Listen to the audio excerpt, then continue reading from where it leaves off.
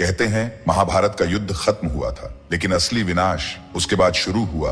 कुरुक्षेत्र की धूल में सिर्फ खून नहीं था, वहां चीखें थीं, श्राप थे और वो साए जो अब तक जिंदा हैं। 18 दिन का युद्ध खत्म हुआ था। कौरव मारे गए, पांडव जीते, पर जीत की कोई खुशी नहीं थी। कुरुक्षेत्र का मैदान लाशों से भरा पड़ा था। चारों ओर कटे हुए सिर, टूटे हुए बाण, सड़ती हुई लाशें और रोती हुई हवाएं। गिद्ध आकाश में मंडरा रहे थे, कुत्ते सैनिकों की हड्डियां चबा रहे थे और सियारों की आवाजें दूर से आती थी, जैसे कोई कह रहा हो अभी विनाश बाकी है। हस्तिनापुर में जब युधिष्ठिर को राजा बनाया गया तो उन्होंने सिर झुकाकर कहा, मैं राजा नहीं बना, मैं तो बस एक लाशों के ढेर का उत्तराधिकारी हूँ।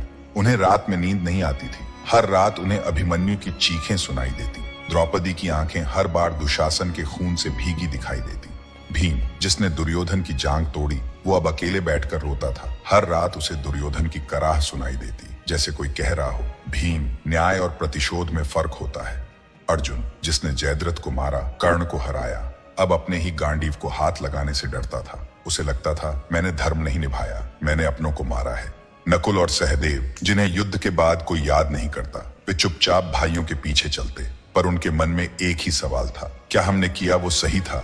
कृष्ण सब कुछ देख रहे थे। उनकी मुस्कान गायब हो चुकी थी। मैंने सुदर्शन चलाया नहीं, पर हर प्रहार मेरा ही तो था। मैंने धर्म के नाम पर अधर्म भी कराया, लेकिन अब ये युद्ध मेरे भीतर भी जल रहा है। उन्होंने रथ से उतरते हुए अर्जुन से कहा, अब समय है सच का सामना करने का। युद्ध तो केवल शुरुआत थी।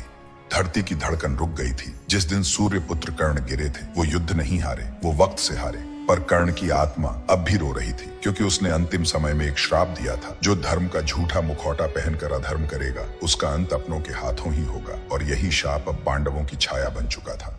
जब युद्ध समाप्त हुआ, गांधारी ने देखा उसके 100 बेटे मारे गए। उसने क्रोध में कृष्ण को श्राप दे दिया, जैसे मेरे वंश का अंत हुआ, वैसे ही यदुवंश का भी विनाश होगा। हे वासुदेव, तुम्हारा पूरा कुल नष्ट हो जाएगा और तुम्हारी मृत्यु भी अज्ञात और अपमानजनक होगी। कृष्ण ने कुछ नहीं कहा, सिर्फ आकाश की ओर देखा और उसकी आंख से एक आंसू बह निकला।